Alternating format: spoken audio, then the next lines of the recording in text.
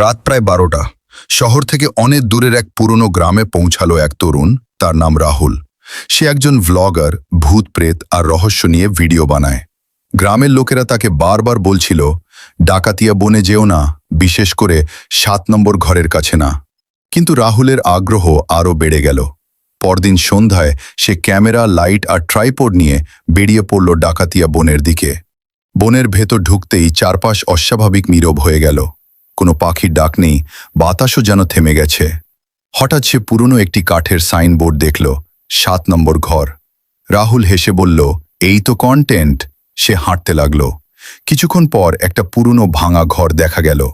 ঘরের দরজা আধ খোলা, ভেতরটা অন্ধকার। ক্যামেরা অন করে সে ভেতরে ঢুকল। ঘরের ভিতর পুরনো আসবাব, ধুলায় ভরা আয়না আর মেঝেতে অদ্ভুত কিছু দাগ। হঠাৎ ক্যামেরা লাইট টিমটিম করে নিভে গেল। রাহুল বলল, না না, ব্যাটারি সমস্যা। ঠিক তখনই ঘরের পেছন থেকে একটা শব্দ এলো, তুমি এখানে কেন এসেছ? রাহুল চমকে ঘুরে তাকালো, কিন্তু কেউ নেই। সে হাসার চেষ্টা করল, প্র্যাঙ্ক হবে হয়তো। কিন্তু হঠাৎ আয়নার দিকে তাকিয়ে সে থমকে গেল।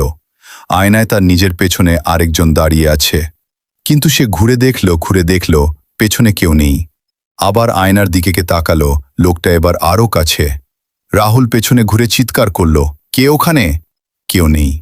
ঠিক তখন ঘরের দরজা ধীরে ধীরে বন্ধ হয়ে গেল, ধাক্কা ছাড়াই। একটা ভারী শব্দ হলো, ঠাস।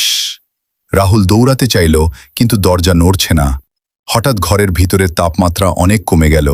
নিঃশ্বাসে ধোঁয়া দেখা যাচ্ছে। আবার সেই কণ্ঠস্বর শোনা গেল, এবার আরও স্পষ্ট, তুমি 7 নম্বর ঘরের নিয়ম ভেঙেছ। রাহুল কাঁপা কণ্ঠে বলল, কে তুমি? কি চাও? একটা ছায়া ধীরে ধীরে দেয়াল থেকে বেরিয়ে আসতে শুরু করল, মানুষের মতো, কিন্তু মুখ নেই।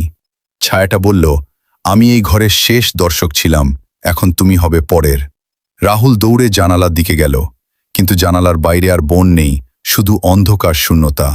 ক্যামেরা নিজে থেকেই চালু হয়ে গেল।